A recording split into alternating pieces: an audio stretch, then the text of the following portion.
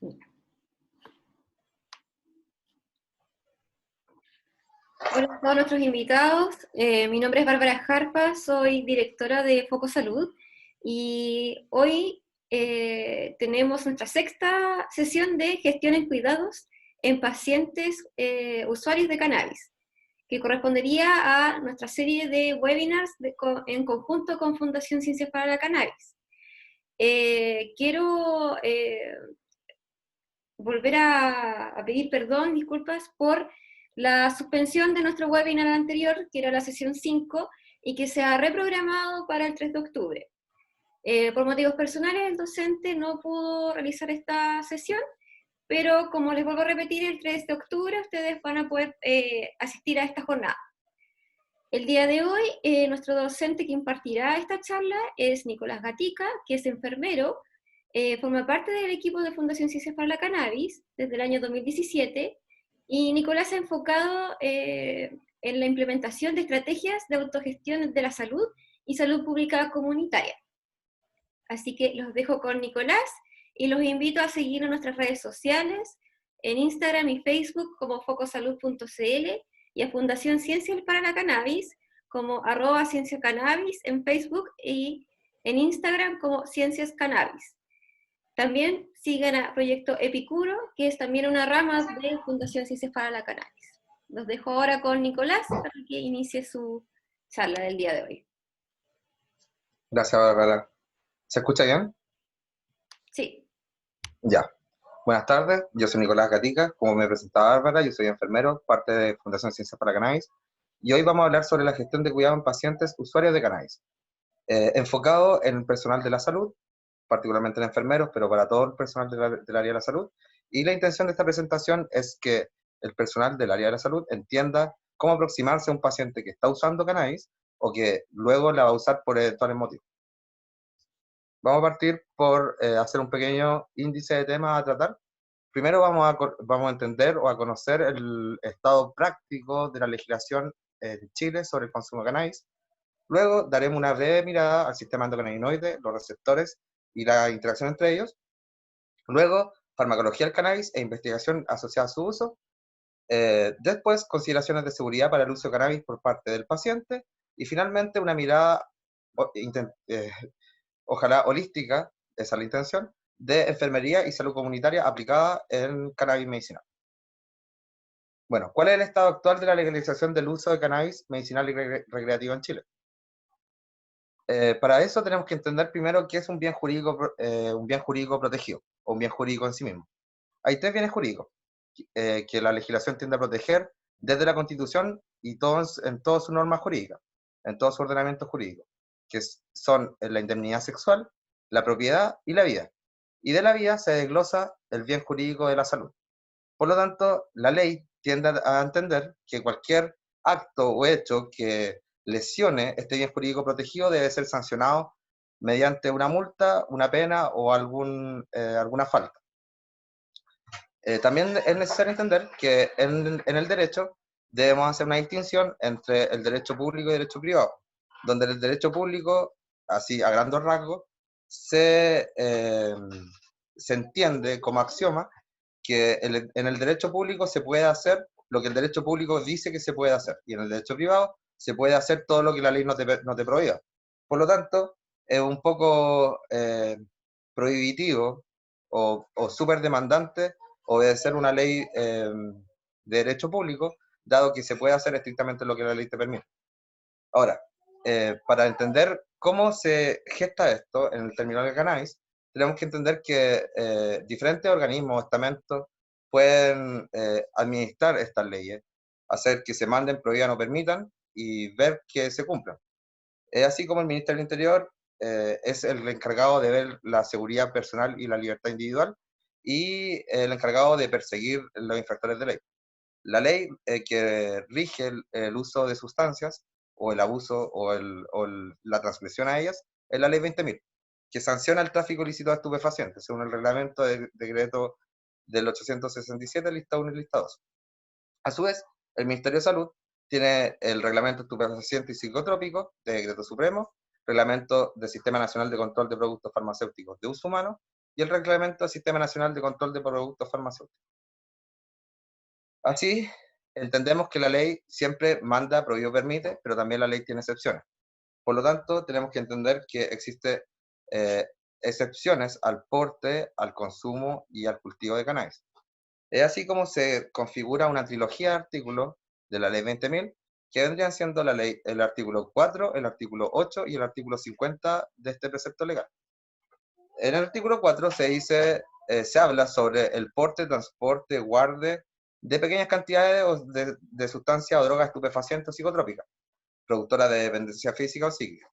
Bueno, acá lo importante es que hay una excepción legal a este artículo en el cual el usuario puede justificar la tenencia o el porte de estas sustancias cuando están destinadas a un tratamiento médico en su uso, consumo personal o exclusivo y próximo en el tiempo. Esta es la primera excepción legal a este tipo penal. En segunda instancia tenemos el artículo 8, que habla sobre el cultivo, básicamente, de esta sustancia. Vamos a hablar en este caso de cannabis, y pone como excepción que también puede justificarse a través de el uso o el cultivo para fines personales exclusivos y próximos en el tiempo. Así se podrían soslayar estas consecuencias penales.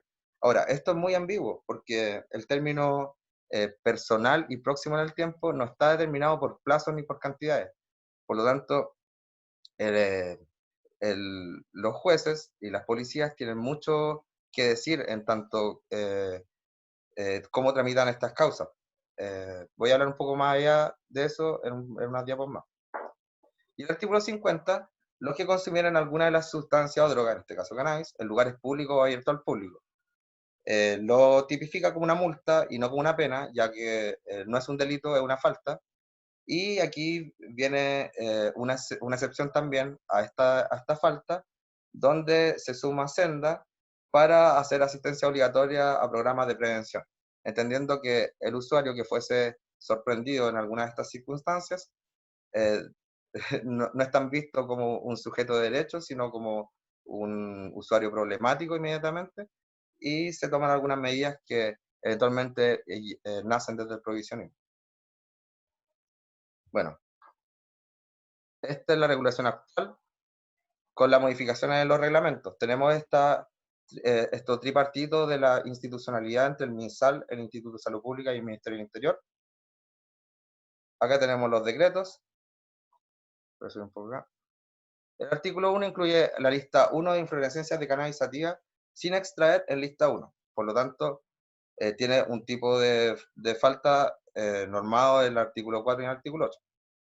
El artículo 2 de este reglamento, del decreto 687, suprime la lista 1 del cannabis sin extraer su resina en extractos de tintura cannabis y en algunos fármacos, siempre y cuando cumplan con algunos requisitos legales, y es decir, que la inflorescencia, vale decir el cogollo, no estaría incluido en lista 2, sino en lista 1. Y el artículo 3 incluye en la lista 2 los productos farmacéuticos elaborados en base a plantas de género cannabis, su extractos y tintura y dronabinol. El caso de Sativex, que puede ser importado al país con algunos requisitos legales, con una receta médica, pero que en términos prácticos el usuario está muy lejano a poder adquirirlo porque es extremadamente caro. Por lo tanto, lo que nosotros tenemos que tener claro es que la legalidad nos permite el cultivo para fines próximos y personales en el tiempo, pero como medida de mitigación de riesgo, reducción de daños, lo que tenemos que tener claro también es cuánto cultivar. Para eso tenemos que tener claro cuál es la necesidad de consumo del usuario. Y uno de los consejos prácticos es que el usuario nunca cultive más de lo que necesite.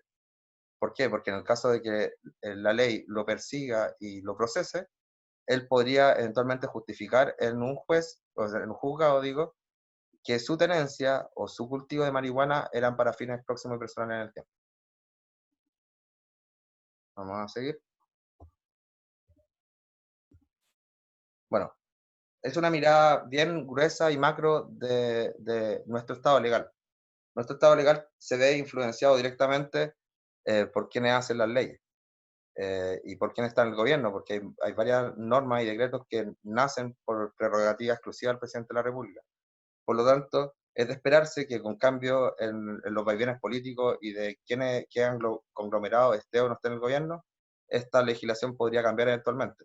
De hecho, la ley 20.000, desde el 83, que cuando se promulgó, ha tenido por lo menos 4 o 5 remodelaciones. En un segundo esfuerzo, hablaremos sobre el sistema endocannabinoide y los receptores. ¿Cómo funciona el cannabis? El cannabis funciona básicamente porque el cuerpo la puede metabolizar.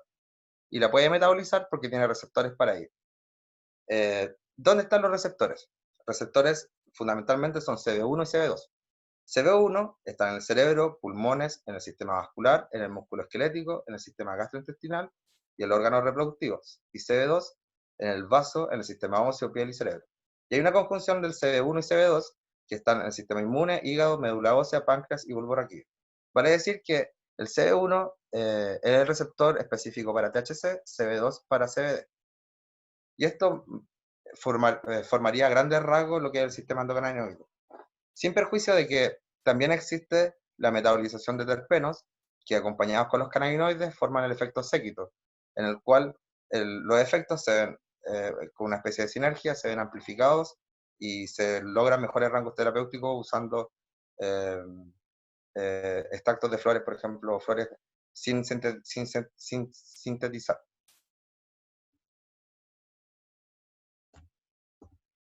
Bueno, ¿por qué endocannabinoides? Endocannabinoides porque el cuerpo produce cannabinoides. Produce anandamida y 2-AG.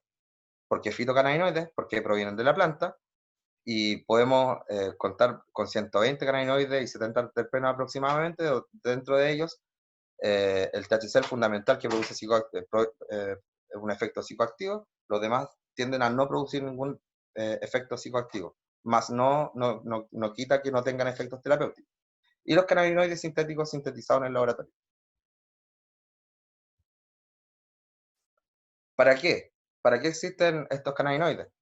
Para la regulación de la homeostasis, que es la capacidad adaptativa del ser humano que nos permite recuperar un equilibrio interno frente a situaciones que nos perturban, ya sean internas o externas. La pérdida del equilibrio, básicamente. Aquí podemos ver una célula y la anandamida, que es un endocannabinoide, que se une a un receptor, que el receptor vendría siendo la figura amarilla, y podemos decir que la anandamida es sintetizada por esta enzima, NAPE-PLD, que a su vez es producida por ácido graso. También existen endocannabinoides que degradan, o sea, receptores que degradan este proceso en términos de viceversa, básicamente por efecto de demanda. Cuando existe una demanda, se secretan cannabinoides y también para que puedan hacer efectos dentro de los receptores, en los receptores. Acá vemos una imagen de un cerebro. El cerebro está muy rodeado por receptores CB1 para THC y podemos ver acá esa porción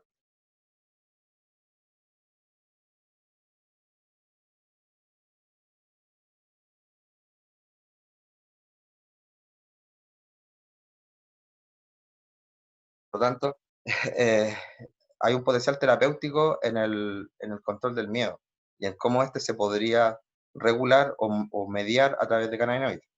Esta imagen aún así no muestra parte del tronco encefálico, que debería estar por acá. El tronco encefálico no está rodeado con receptores C1. Y esto es una ventaja adaptativa y también se explica por qué el ser humano no puede básicamente morir por consumo de cannabis. El tronco encefálico sí está rodeado para receptores para alcohol, por ejemplo, como la glicina.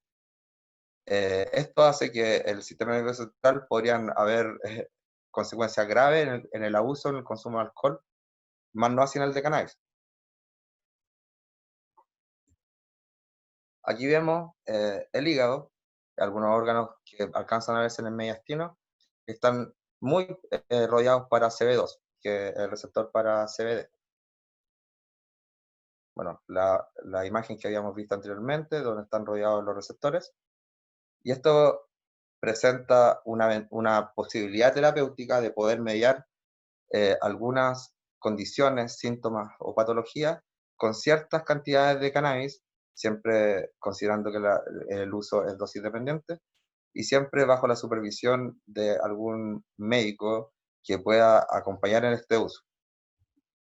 Bueno, este Eitan Russo es un científico que el 2004 acuña el término de deficiencia clínica endocannabinoide, lo que implica que el cuerpo eventualmente puede producir menos endocannabinoides, vale decir, anandamida y 2-AG, del que realmente necesita, perdiendo el equilibrio o la homeostasis de varios procesos metabólicos, produciendo diferentes patologías y consiguientemente varios síntomas también. Farmacología del cannabis. Vamos a hablar un poco de farmacología. Acá en esta imagen podemos hablar sobre la individuo-dependencia. Tal cual como existen receptores rodeando la mayoría de los tejidos del cuerpo, estos receptores están concentrados de manera dispersa en diferentes organismos. Por lo tanto, diferentes organismos asimilan de diferente manera este fitofármaco. Así, podemos ver algún grupo que tenga buena respuesta con efectos adversos severos, otro grupo, buena respuesta con efectos adversos mínimos, que son la mayoría, otro grupo con una respuesta nula, pero sin efectos adversos, y otro grupo con una respuesta nula, pero con efectos adversos severos.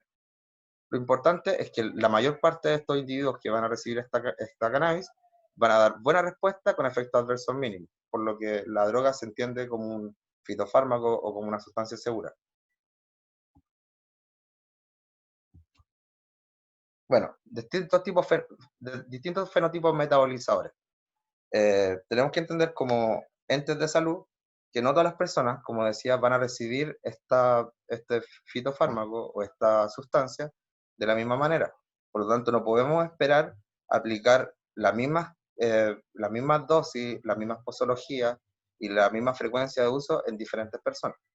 Aquí podemos ver la curva del metabolizador pobre, la curva del metabolizador normal y la curva del metabolizador rápido, donde en el tiempo se metaboliza mucho más rápido y la concentración tiende a no subir tanto.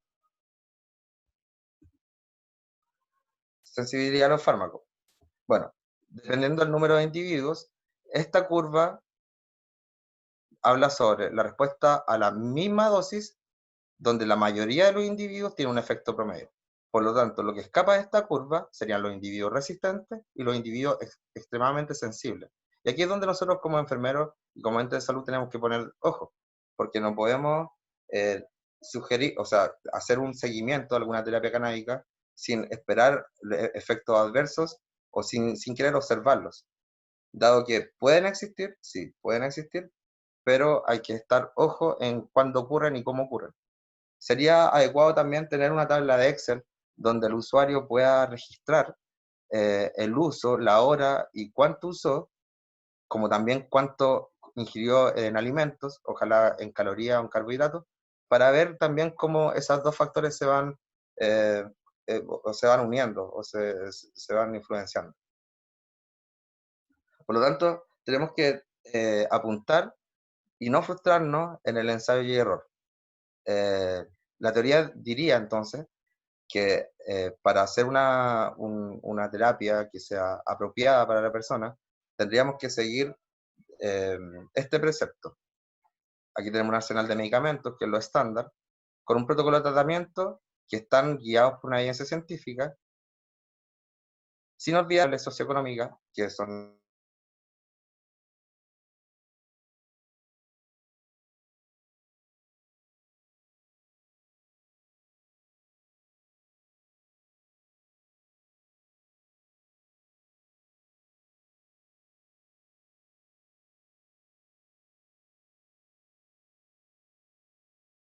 un poco modificadas de dosis pequeñas, en la mayoría de los casos, no en todos los casos, pero en la mayoría de los casos, a partir de dosis pequeñas y titulando hasta encontrar resultados que a la persona le otorguen bienestar y buena calidad de salud, para después ajustar a posteriori.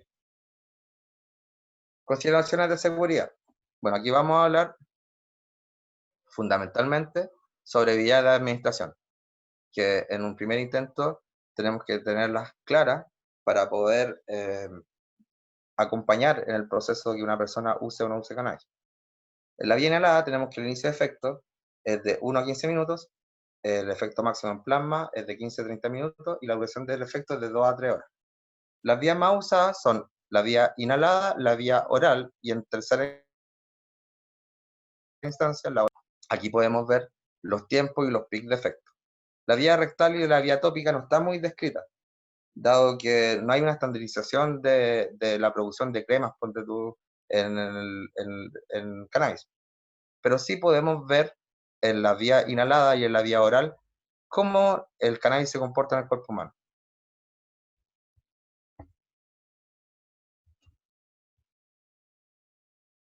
Sobre los riesgos de la vía administración, la literatura científica dice que no existe una asociación con una mayor prevalencia de cáncer de pulmón en los usuarios que consumen cannabis vía pirolítica, es decir, vía cigarrillo, fumada, quemada, pero sí de EPOC.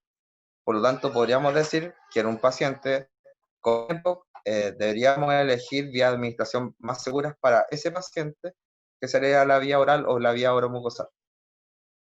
Ahora, la estrategia también sería la minimización de la producción de hidrocarburos, como decía, intentar evitar la pirólisis, la combustión, y una estrategia que uno pudiese sugerirle al usuario sería tener cuidado en cuando coseche, si es que él se autoabastece de su cannabis, de cuando coseche su marihuana, de poder hacer un manicurado adecuado, de manera que el usuario no combustione mucha hoja, dado que la combustión de hoja hace que el humo entre a mayor temperatura y con una menor concentración de cannabinoides, dado que los cannabinoides en el cogollo están guarecidos básicamente en los tricomas, y los tricomas están en la inflorescencia de la cannabis, no tanto en la hoja. Una técnica apropiada entonces sería intentar que el usuario vaporice la marihuana. ¿Por qué? Porque la vaporización eh, no es combustión. Entonces, todos estos productos de hidrocarburos, como también la temperatura y el CO2 que está inhalando la persona, no existirían. Es una forma fácil de administrarle cannabis a alguien, una forma rápida y una vía de administración bastante segura. Ahí vemos un paciente, esto se hace en Israel, que en los servicios de salud, en los servicios se dispone de estos aparatos para que la persona pueda vaporizar. Estas son temperaturas de vaporización de cannabis y podemos ver que en el caso del THC se empezaría a vaporizar a los 160 grados. Y en el caso del CBD se empezaría a vaporizar a los 170. Por lo tanto, como estrategia, si una persona quiere obtener cierto efecto, podría acudir a cierta temperatura para obtenerlo. Esto no es tan estricto, por lo de la individuo dependencia, pero podríamos tener al menos una aproximación a que la persona pueda hacerlo más simple para autoadministrarse. La duración de los efectos. Sabemos que el efecto de la cannabis vía inhalada, pirolítica, es mucho menor al efecto de la vía oral. ¿Por qué? Porque la vía oral se produce segundo paso metabólico. El cannabis se ingiere vía oral y termina pasando hacia el hígado para que el hígado después lo metabolice y se vaya al torrente sanguíneo y atraviese la barrera hematoencefálica. Y esto es un proceso un poco más largo, pero también en el cual la cannabis permanece más en el tiempo. Por lo tanto, tenemos que tener ojo y hacer distinciones cuando el usuario fume la marihuana, la vaporice o cuando la consuma en algún edible, vale decir leche, algún queque o otro tipo de preparación. Sugirámosle cuidado con la ansiedad, porque suele pasar que como esta vía de administración, vía oral, no es tan estricta y no funciona siempre al mismo tiempo, la persona tiende a pensar que lo que ingirió no le hizo efecto. Y esto no es tan así porque le va a hacer efecto si que consumió una dosis apropiada y la persona que está haciendo el acompañamiento debería esperar a que esto ocurra. No aumentar la dosis y no instarlo a consumir más de la cuenta, sino esperar a que le haga efecto y luego de eso ajustar la dosis. Consideraciones en el uso. Bueno, esta presentación no está destinada a hablar patología por patología, pero no podemos no detenernos en enfermedades muy prevalentes como son la hipertensión y la diabetes mellitus. El 26,9% de la población tiene hipertensión Y en los adultos mayores o personas mayores, esta prevalencia aumenta hasta el 75%. El problema es que la hipertensión en tratamiento, el 37% del 26,9% de la población controla su hipertensión y el resto no la controla. Entonces puede pasar que un hipertenso que se aproxima a una terapia canábica pueda tener efectos adversos, como por ejemplo una hipotensión, porque se administra una dosis muy alta, o en casos muy pequeños, que haya una hipertensión transitoria por lo mismo. Por lo tanto, tenemos que no dejar de acompañar al paciente que es neófito en estas prácticas y no dejar de tener un registro en sus presiones. Ojalá tomar la presión antes de la administración y a los 15, 30 y a la hora luego de la administración. En el caso de la diabetes mellitus, el 10% de la población es diabética. En el adulto mayor sobre 65 años esto incrementa harto, del 15 al 25%. Dentro del 10% de la población de diabéticos, el 5% de ellos son diabéticos tipo 1. En tratamiento, el tratamiento es dispar. No, la última encuesta en salud no pudo determinar bien cuánto se adhieren al tratamiento o no. Lo que sí podemos saber es que tenemos que tener consideraciones cuando un paciente diabético usa cannabis, ya que después de la administración la persona tiende a aumentar su apetito, debido a que hay porciones cerebrales donde se regula esto, que están estimuladas. Por lo tanto, uno debería tener un control de la glicemia, por lo menos capilar, de la persona para intentar evitar hiperglicemia producto de lo que se llama el bajón. Deberíamos propender también que el paciente esté bien hidratado, tener ojalá registros de sus glicemias, observar su hemoglobina glicosilada, ver también a través del test de Molinsky-Green, por ejemplo, su adherencia al tratamiento farmacológico, en el caso que sea vía oral, se esté tomando la metformina, o que sea inyectable, se esté inyectando la insulina, y hacer un acompañamiento. Como en todos los pacientes, hacer un buen acompañamiento. Y intentar formular un contexto adecuado a su consumo, donde la persona no tenga miedo, donde la persona esté relajada usándolo, dado que en los diabéticos sobre todo, la secreción de catecolamina y de algunos glucocorticoides hace que la glicemia se disparen. Entonces puede ser que después del uso la persona pase por momentos donde tenga una leve paranoia, que es un caso hipotético, por ejemplo, y eso podría eventualmente subirle la glicemia. Por eso es bueno armar un contexto adecuado, hacer un buen acompañamiento para que la persona no se descompense. Bueno, aquí entramos a un tema que es propiamente de enfermería, pero que también sirve en salud comunitaria. Vamos a hablar de algunos modelos de atención integral primaria, modelo de Nola-Pender, la aplicación del modelo de Prochaska, que habla sobre el cambio, y el paradigma terapéutico para la promoción de la salud. Bueno, lo que se tiende ahora como modelo es el modelo de atención integral de salud con un enfoque familiar y comunitario.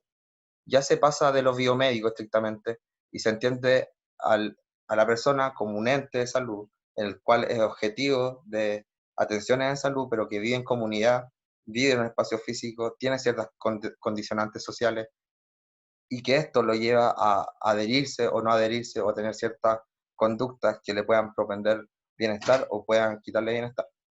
Por lo tanto, tenemos que estar centrados en el usuario, darle continuidad en el cuidado y hacer de esta atención integral. No solamente evaluar síntomas físicos, sino también evaluar bienestar en la persona. Preguntarle, hacer un relato en una entrevista que sea pausada, ojalá en una visita domiciliaria, por ejemplo, una visita domiciliaria integral, donde podamos observar el contexto de la persona y cómo esta persona se puede adherir a un tratamiento o cómo podríamos hacer que esta persona adecuadamente se adhiera a uno. También realizar un diagnóstico participativo en conjunto con la persona, viendo posibilidades de que la persona, por ejemplo, se autoadministre esta sustancia o que la persona incluso se autoprueba de esta sustancia.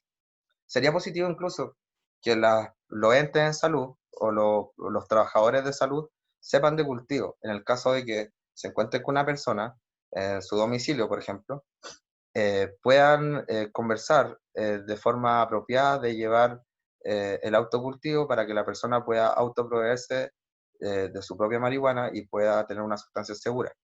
Como también pueda hacer que el cultivo no sea pernicioso o que no le lleve a lesionar su salud, tomando prácticas que son simples en el cultivo. Por ejemplo, en el caso de un adulto mayor, que el cultivo está situado en un lugar donde no le exija mucha demanda física, que use aparataje como lentes o que se cubra el cabello para que los rayos de los focos, por ejemplo, de los COP, que tienen UV, no los perjudiquen mucho. Y tips así, de manera de poder hacer más amigable eh, el uso y el autocultivo. Sin perdernos también que la persona es un ser autónomo. Nosotros debemos propender a la autonomía de la persona, no ser asistencialista, creo yo, sino que poder hacer que la persona se valga por sí mismo con apoyo y con el respeto a sus derechos humanos. Bueno, aquí tenemos el modelo de Nola Pender, y este modelo lo pongo acá porque nos puede servir para guiarnos en el hecho de que una persona se adhiera o no se adhiera a un tratamiento. Vemos acá las características y experiencias individuales, que es lo primero. Tenemos una conducta previa relacionada, que es cómo la persona se aproxima en primera instancia al uso o al no uso. Y también tenemos los factores personales que son biopsicosociales, que son determinantes, que son importantísimos en cómo una persona se va a adherir o no a un tratamiento. Luego tenemos las condiciones y efectos relativos a una conducta específica, que en este caso sería autoadministrarse cannabis o hacerlo en el acompañamiento del personal de salud. ¿Cuáles serían la percepción de beneficios de la acción? ¿Qué opinión tiene la persona sobre cuánto bien le va a hacer la terapia o cuánto no bien le va a hacer? Así vemos que existe, por ejemplo, el efecto placebo, donde personas se administran medicamentos pensando que les va a hacer bien y les va a hacer bien, como también el efecto nocebo en salud comunitaria, donde la persona que recibe opiniones negativas sobre la terapia que va a llevar, eh, terminan siendo negativos porque no le hacen efecto o le hacen efecto adverso. También la percepción de barreras para la acción, que acá es donde tenemos que ver más condicionantes biopsicosociales, porque para la persona puede significar una barrera el autocultivo, puede significar una barrera la persecución policial, puede significar una barrera el estigma que tienen los demás personas sobre los usuarios de cannabis. Y esto es lo que tenemos que conversar en la entrevista e intentar que la persona entienda que no va a ser un delincuente ni un infractor de ley por autoadministrarse cannabis. La percepción de autoeficacia es cuánto bien le hace esta conducta terapéutica y los efectos relacionados, que esto es más emocional y que los psicólogos lo llevan muy bien y que nosotros los enfermeros no podemos dejar de lado porque tenemos que entender que la persona también se mueve por motivaciones que son intrínsecas y muchas veces son emocionales. A su vez, tenemos las influencias personales y las influencias situacionales. Todo esto nos conllevan a un compromiso para un plan de acción. El plan de acción sería seguir una conducta terapéutica sostenida en el tiempo, que sea registrable, llevable, acompañable, digamos, y que pueda tener alguna consecuencia positiva en el bienestar de la persona. ¿Para qué? Para tener una conducta promotora de la salud, porque no siempre el usuario va a usar la cannabis para tapar sintomatología de dolor, por ejemplo, espasticidad. Puede ser que el usuario de cannabis también busque otros targets terapéuticos en el uso de la sustancia. Ahora, puede pasar también todo lo contrario, y puede pasar que la persona no tienda al cambio y puede que la persona, a pesar de que la terapia canábica le va a llevar algún bienestar, no la considere por ninguno de los otros motivos. Por lo tanto, podríamos sumar a este modelo de Nola Pender, el modelo de cambio de conducta de Prochaska, donde tenemos varios estadios. Podemos ver la precontemplación, donde la persona no observa que tiene un déficit o un problema y tampoco lo quiere observar, como en negación, digamos. Luego tenemos la contemplación, donde la persona sí observa que tiene un problema, pero no hace nada para que este problema se resuelva. Luego tenemos la preparación, que es cuando la persona se empieza a adherir un poco al tratamiento y empieza a entender que hay algunas conductas o situaciones que le pueden otorgar mejor bienestar, para luego llevar a la acción. Y la acción sería ya adherirse derechamente al tratamiento, usar ciertas dosis, acompañarse por algún profesional de la salud y poder propender a que esto se mantenga hasta el mantenimiento, que podríamos evaluarlo después de 6 meses.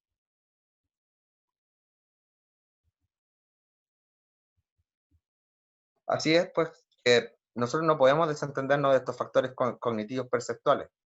No podemos no en la entrevista preguntarle no solamente por la escolaridad, sino por las pretensiones que tiene la persona de crecimiento, cómo están llevando sus relaciones filiales, poder hacer un buen genograma, poder hacer esquemas de relaciones y la vinculación que tienen dentro de su núcleo familiar, también con situaciones comunitarias como recintos de salud, centros culturales, donde la persona realmente se desenvuelve y que tenemos que considerar cuando la persona va a usar cannabis. ¿Para qué? Para que a través del modelo de Prochaska que recientemente mencionaba, poder promover hacia una conducta de salud que apunte a su bienestar. Acá tenemos el paradigma terapéutico familiar para la promoción de salud, donde tenemos un componente psíquico y físico y un componente físico. El THC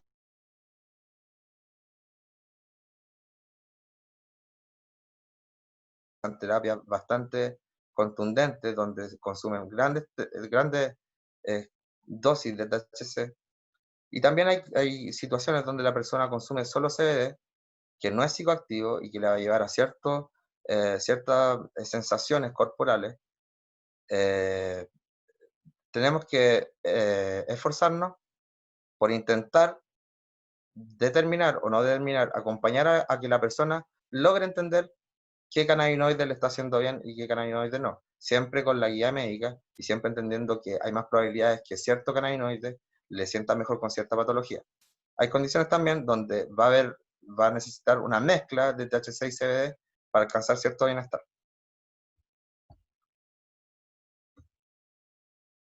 La pregunta fundamental en este caso sería, ¿se siente mejor? ¿Por qué? Porque en salud se comete mucho el error de estandarizar el bienestar o estandarizar las sensaciones.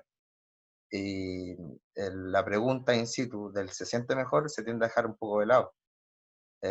Por lo tanto, nosotros tenemos que cambiar un poco el foco y no dejar de hacer esta pregunta, porque es lo fundamental. Bueno, esto fue una presentación somera sobre qué es lo que deberíamos tener en consideraciones antes de enfrentarnos a un paciente usuario de cannabis o que va a usar cannabis. Nosotros como entes de salud tenemos un imperativo ético en usar esta planta tal cual como usamos otros fármacos u otras condiciones de salud para propender al bienestar de la persona. Es un imperativo ético, por lo tanto lo tenemos que saber usar bien. Muchas gracias. Quedo atento a sus preguntas.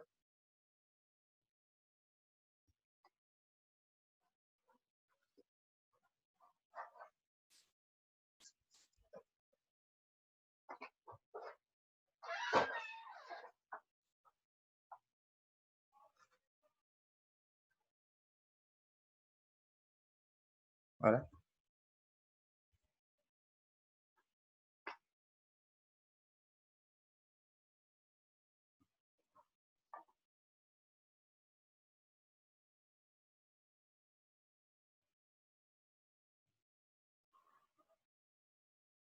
¿Hay alguna duda? ¿Alguien tiene alguna duda que desea aclarar? Puede levantar la manito o puede preguntar en el chat y nosotros le damos la palabra.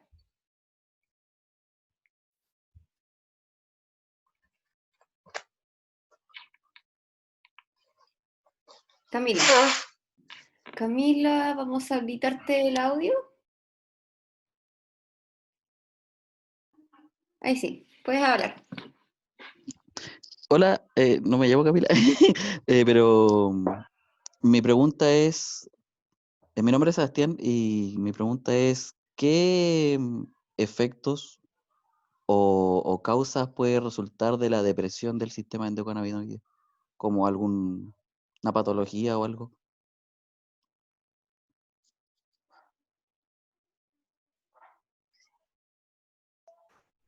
¿Aló? ¿Me puedes repetir la pregunta, por favor? Ah, ya. Sebastián, de nuevo, por favor, repite la pregunta. Sí, ¿qué patologías pueden resultar de la depresión del sistema endocannabinoide? Por ejemplo, que se estén produciendo menos sí, pues, sí, síntomas, pues, algún síntoma o algo así. Claro, mira, lo que suele producirse en esos casos puede producirse dolor, inflamación, dolor como en el caso de las fibromialgias, por ejemplo, o algunas patologías relacionadas al sistema inmune. Eh, claro, como decíamos en la diapo anterior, que existe, a ver, la voy a retroceder, Itan Russo habla sobre la deficiencia clínica del sistema endocannabinoide, que podría producir varias patologías. Por acá está, a ver, dame un segundo. Ya. Acá está.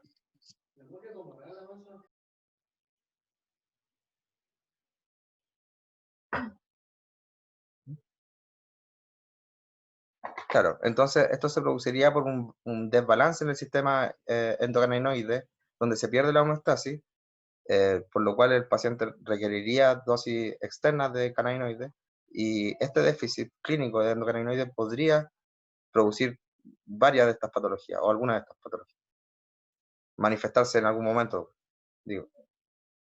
¿Esas son como las más comunes o esas son todas las como investigadas hasta el día de hoy? Al No, 2004. esas son las que Itan Russo describe. Ah, ya, ok. Claro, hasta el 2004. Ahora se han abierto otras brechas de investigación donde eventualmente podrían existir otras. Ya, ok. Gracias. ¿Vale?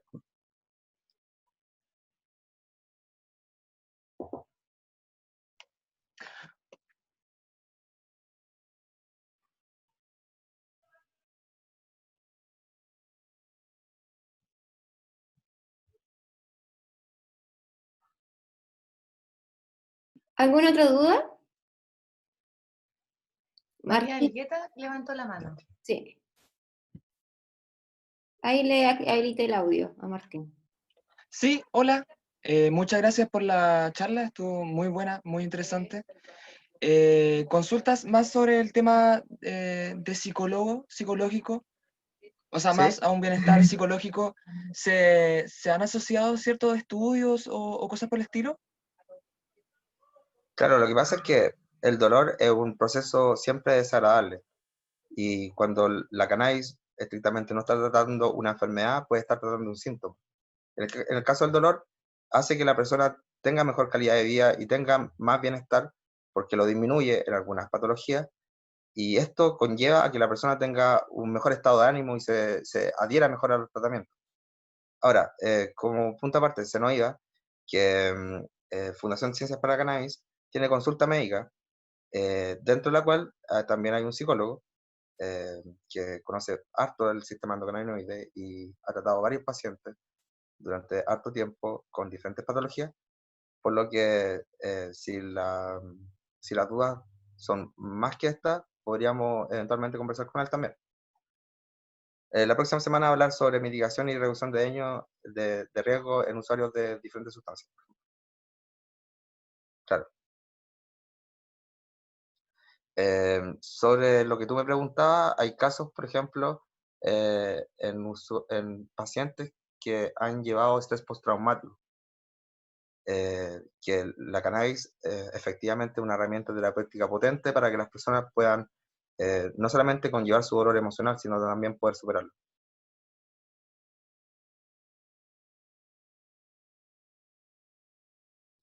Siguiente pregunta.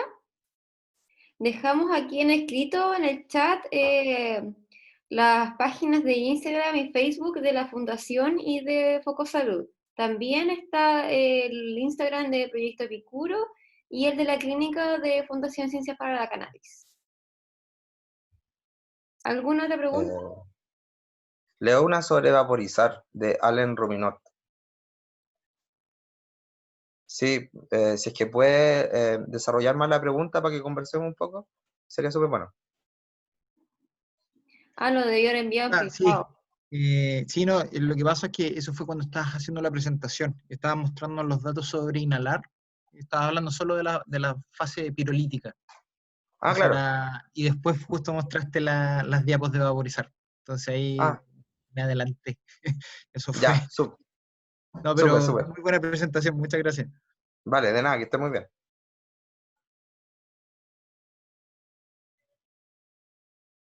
¿Alguna otra pregunta? Parece que ya no hay más preguntas.